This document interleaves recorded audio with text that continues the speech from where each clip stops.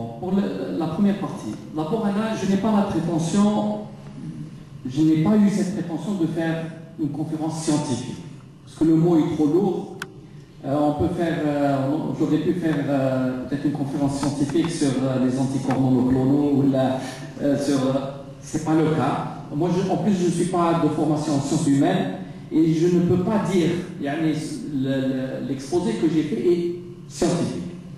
Deuxièmement, les sociétés, comme l'a dit tout à l'heure l'intervenant, et comme j'ai essayé de le dire dans l'introduction, si vous permettez, je dois lui répondre.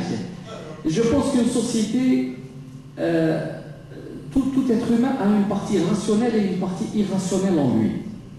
Et on ne peut pas aborder l'évolution d'une société en faisant abstraction de la dimension irrationnelle.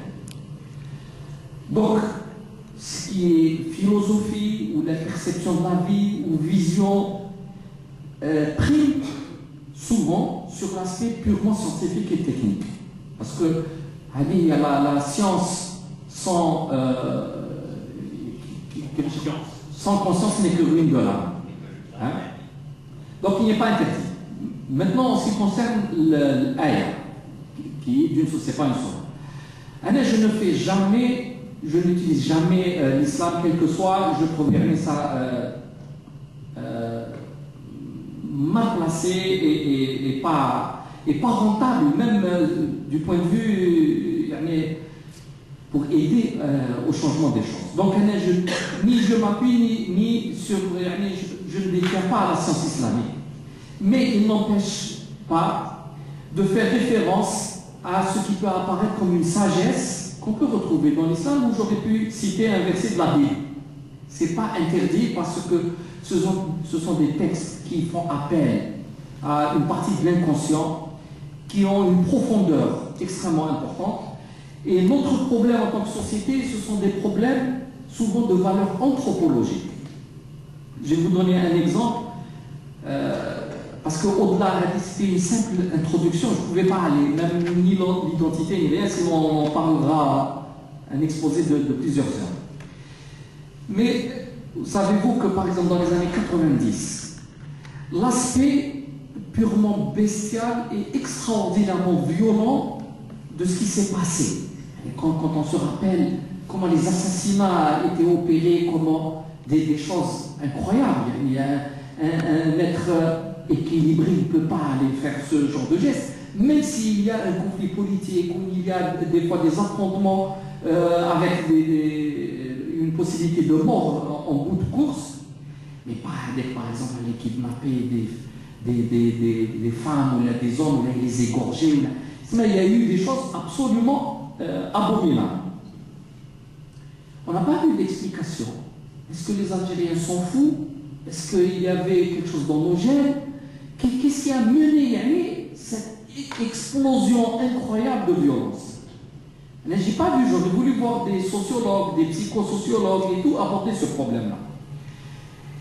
Et bien ce problème-là caractérise ou manifeste une forme de névrose, de pathologie dans la société. Et cette pathologie vient, on peut facilement retrouver des références, elle vient du fait que l'Algérien a été déstabilisé dans ses valeurs anthropologiques. Et les valeurs anthropologiques, c'est quoi? Les valeurs anthropologiques, c'est totalement inconscient, on ne s'en rend pas compte, on les ingère, on les intègre en très bas âge, et ça vient essentiellement de la maman et du milieu familial. C'est tout ce qui touche au rapport, par exemple, entre l'homme et la femme.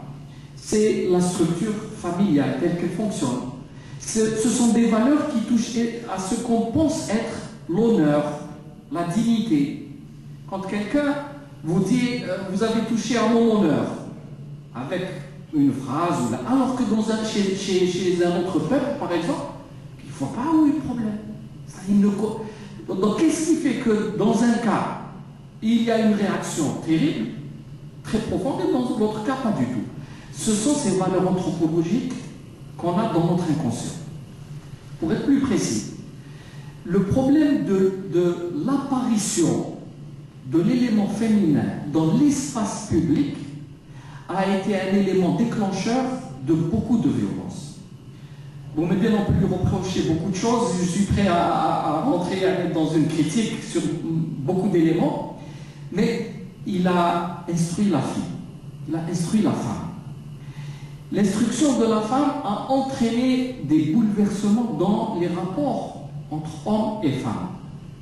Et ces changements-là sont capitaux. Il faut en parler parce que demain, ça reste toujours dans le monde-dit. Et c'est eux qui vont déterminer les années à venir. La femme, maintenant, occupe l'espace public. Vous la trouvez, il y a d'abord, pour un bachelier, il y a 2 bachelières. Dans le corps des magistrats, vous allez trouver plus de femmes juges que d'hommes juges. Vous allez trouver dans le corps enseignant plus de femmes que d'hommes. Dans la médecine, plus de femmes que d'hommes. Maintenant, dans les rues qui portent uniforme, la femme policière, maintenant, est partout. Vous allez dans les petits villages les plus conservateurs, derrière le guichet de l'état civil, ce sont des femmes, même au tahidjiba. Et c'est elle qui fait le travail. Le rôle de la femme dans la société, dans la dimension publique, est extraordinaire. Maintenant, la nouvelle génération, ils ne comprennent même pas ce que je dis, parce qu'ils ne voient pas où est le problème. Ils ont grandi en regardant la femme dans l'espace public.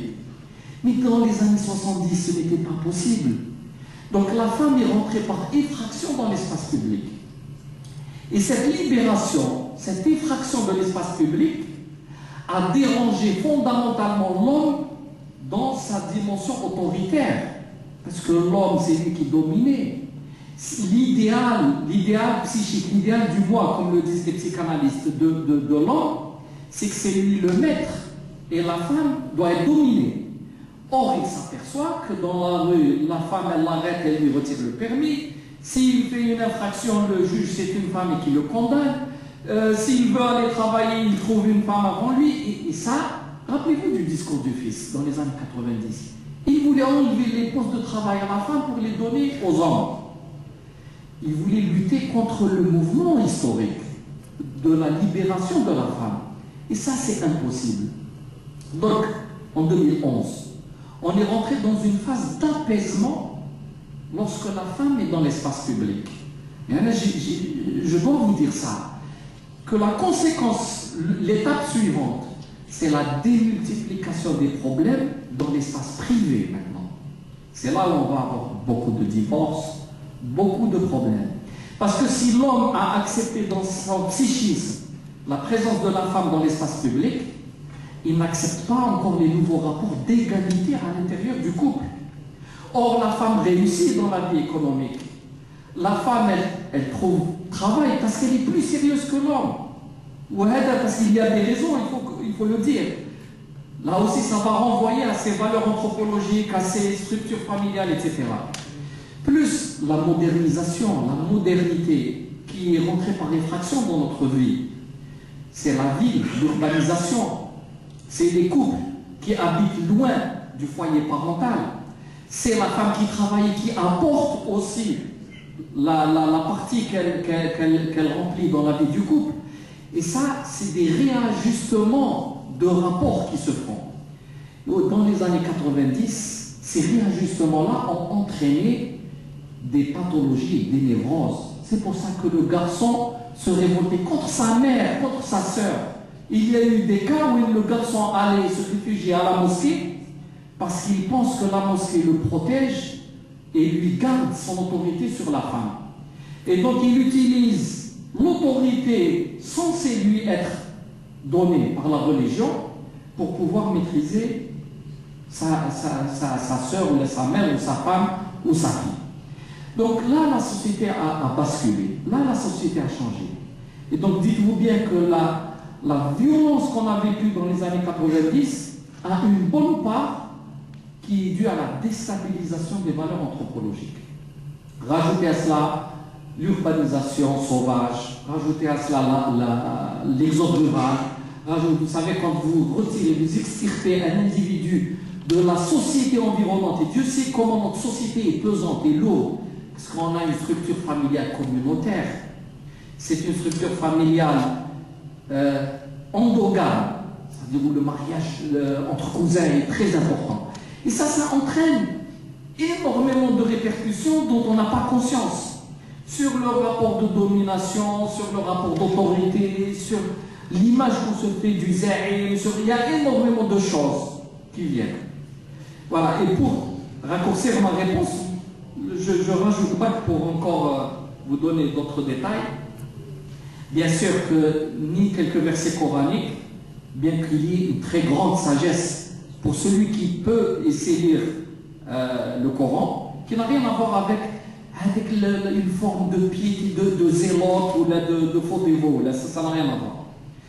Il y a des hommes comme Malik Ben Nadi ou Ibn Badis qu'on gagnerait à mieux connaître, mais il y a aussi tous les auteurs modernes qui ont beaucoup avancé dans la démographie. Je peux citer quelques-uns, Emmanuel Todd, ou là en économie, vous avez de Maurice Allais à Jacques Sapir actuellement, mais il y a énormément d'écrivains, mais je ne suis pas venu étaler. Il y a des références, ce que malheureusement certains font, il n'y a pas de facilité. Il faut partir du réel de la vie.